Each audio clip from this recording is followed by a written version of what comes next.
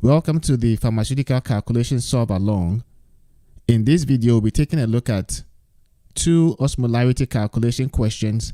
This question is part 4 of a 5-part series on osmolarity calculations. If you'd like to watch the first 3 parts, I'll put links to those videos in the description and I'll put in the card as well. So, as pharmacy students, one of the things we should be proficient in is osmolarity calculations. And if you are in the US, then one of the topics that typically shows up on the NAPLEX is osmolarity calculations. So you want to be really good at solving those type of questions. Now, if you are watching this video live, you could leave your questions in the chat. And if you happen to be watching the replay, put them in the comments and I'll get to them as soon as I see them. So let's get right to the questions. So this question says, how many grams of sodium bicarbonate with molecular weight 84 is needed to compound a solution containing 2000 milliosmoles? Round to the nearest whole number, do not include units.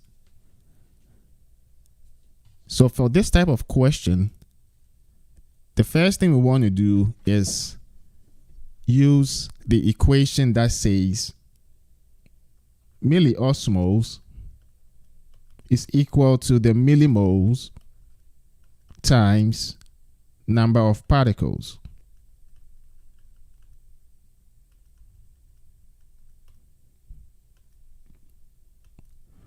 And the thing we want to keep in mind is millimoles is actually milligrams divided by molecular weight. So we can rewrite this equation as milliosmoles being equal to milligrams divided by molecular weight times the number of particles.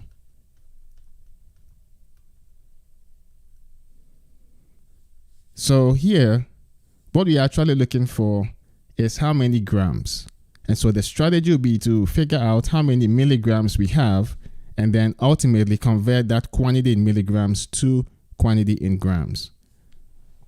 So let's go ahead and put in the values. The first thing we also need to calculate is actually how many particles. Now, since you have sodium bicarbonate, what you have is NaHCO3. So you put that in an aqueous environment, it dissociates to the sodium cation and the bicarbonate anion.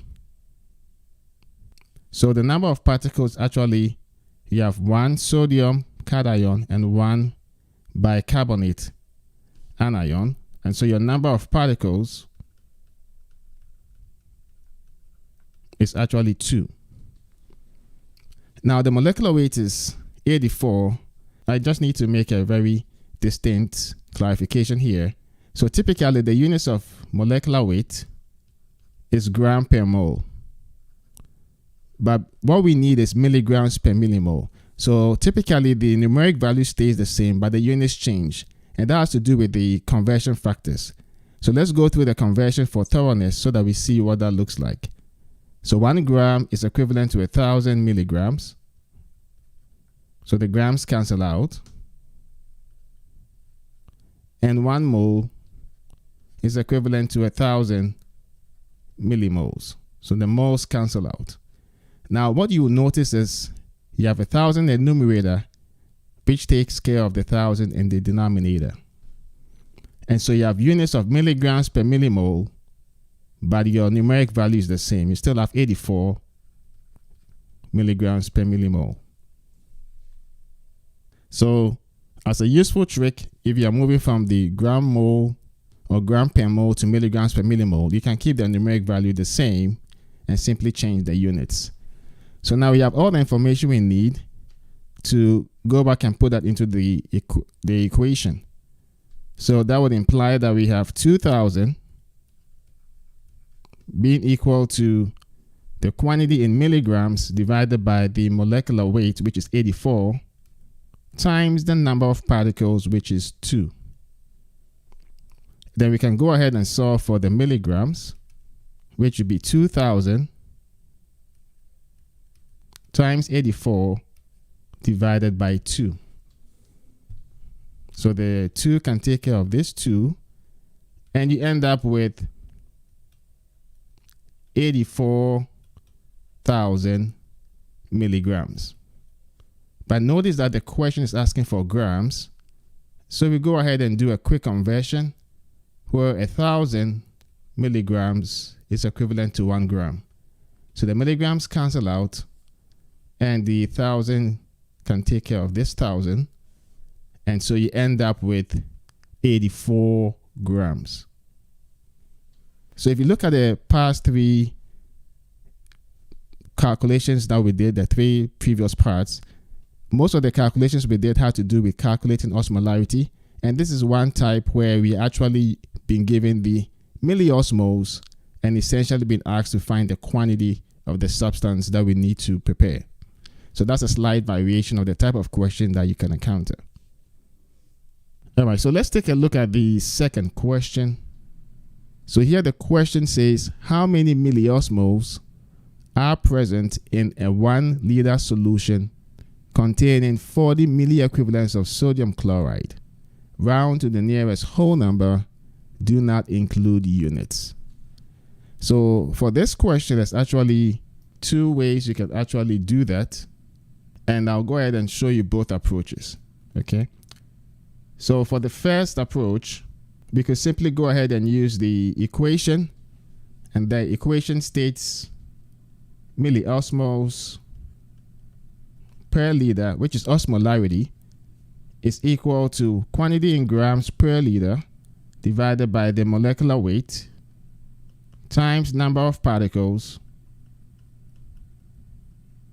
times 1,000. And so one of the reasons we are using this is because it tells us to figure out how many millimoles are present in a 1 liter solution. So millimoles per milliosmoles per liter is actually osmolarity.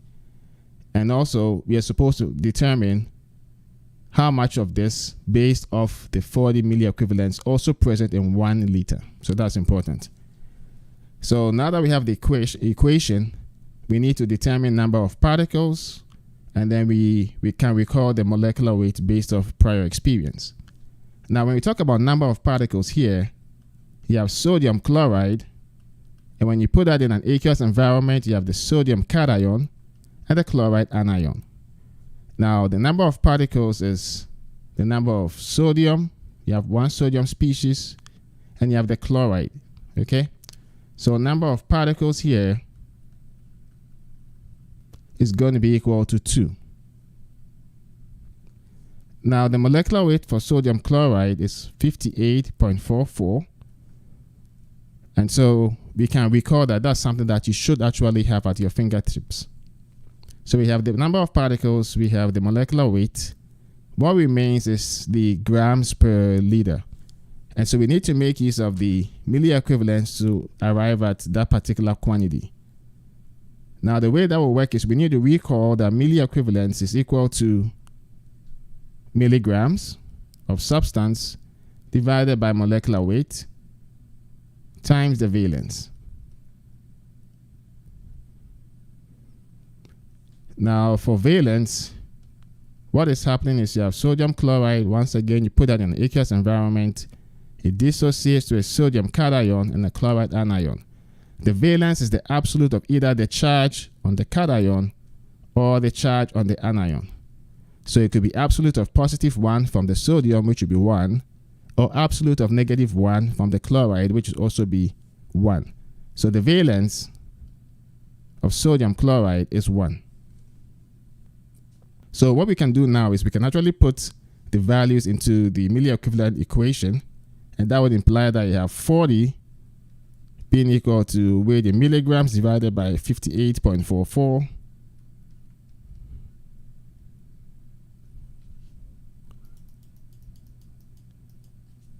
.44 times the valence, which is 1.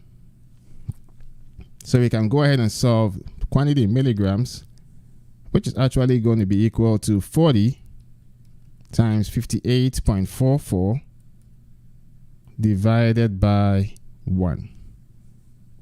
Now when we do this and do the math, we end up with 2337.6. But notice this is in milligrams and we need to be in grams per liter. So we need to do a quick conversion by saying 1,000 milligrams is equivalent to 1 gram. The milligrams cancel out and you end up with 2.3, we can do 2.34 grams. So now we have all the information that we need to go back and put it into the original equation. And so here we'll have milliosmoles per liter is equal to 2.34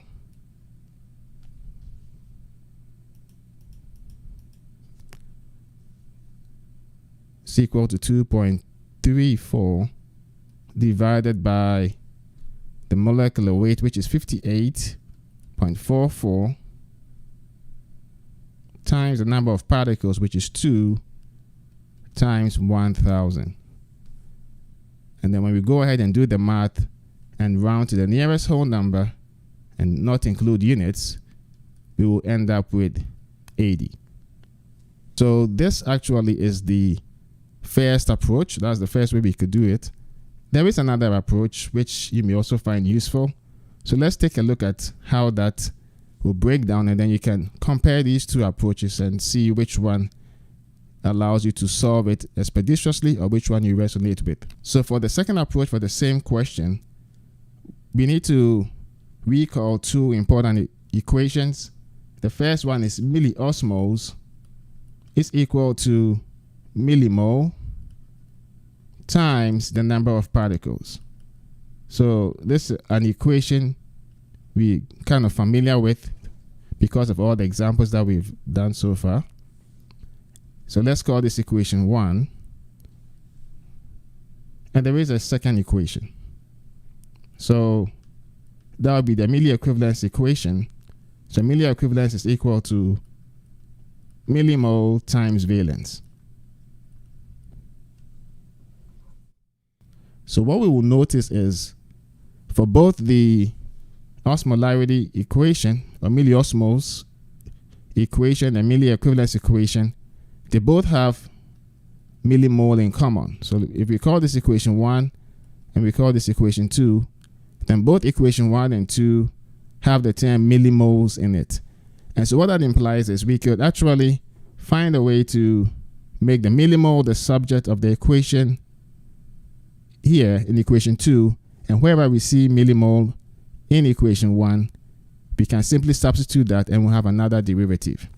But to make it much more expeditious, because it's per liter, what we can do is we can divide both sides of the equation 1 by a liter and end up with this version of the equation.